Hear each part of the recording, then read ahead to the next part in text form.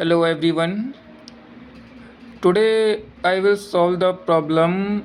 Prove that the limit z tends to 0 z upon z conjugate does not exist. Hope आपने मेरी पहला video देखा हो जिससे आपको बेसिक क्लियर हो।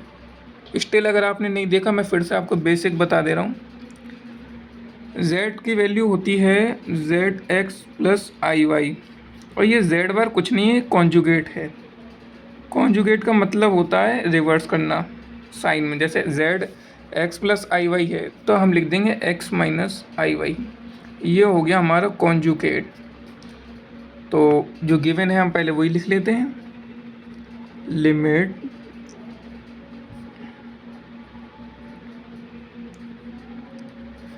अब हमें कुछ नहीं, इसमें पहले हम कन्वर्ट करेंगे x और y के फॉर्म में। तो लिमिट z को क्या लिखेंगे हम एक्स वाई, और ये ज़ीरो को हम पॉइंट फॉर्म में भी लिख सकते हैं 0,0, ठीक है। और z हुआ x प्लस आई वाई और ये हुआ x माइनस आई वाई, ठीक है। अब क्या करें, अब हमें लेना है पाथ। पाथ आप कुछ भी ले सकते हैं, लेकिन जो मैं बता रहा हूँ उसे फॉलो करना तो हो सकता है जल्दी सॉल्व हो जाए। तो हम taking path along y is equal to mx in equation 1। तो लेफ्ट हैंड साइड तो आपको बिल्कुल सेम लिखना है।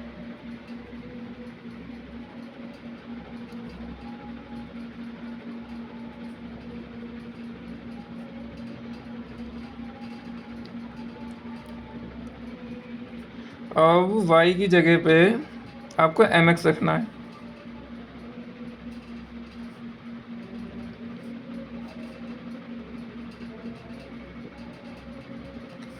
अब आपको यहाँ से देख के क्या लग रहा है, डायरेक्ट अगर मैं ज़ीरो रखूँगा तो ये ज़ीरो,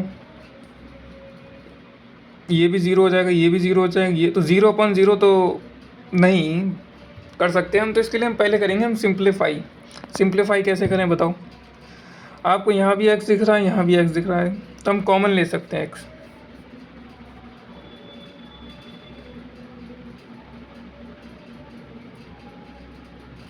यहाँ बचा 1 प्लस आई एम और नीचे से भी हम ले रहे हैं 1 माइनस आई एम। ये अब x से x कट सकता है। अब ये बचा हमारे पे limit 1 plus I am 1 minus I am. अब ये एक्स वाई की लिमिट इसमें कुछ फ़ायदा ही नहीं करेगी, बिकॉज ये डिपेंड कर रहा है m पे। तो हम सीधे लिख देंगे it depends on the value of m, or we can say that it depend on the path, so limit do not exist। अब हमें दूसरी लिमिट मतलब दूसरा पाथ लेने की ज़रूरत नहीं, बिकॉज एक बार जब पता चल जाए ना ये डिपेंडेंट है m में, ये तो आपको दूसरे पाथ लेना ही नहीं, सीधे डायरेक्ट आपको लिखना है limit do not exist. Hope आपको ये समझ में आया होगा। Thank you.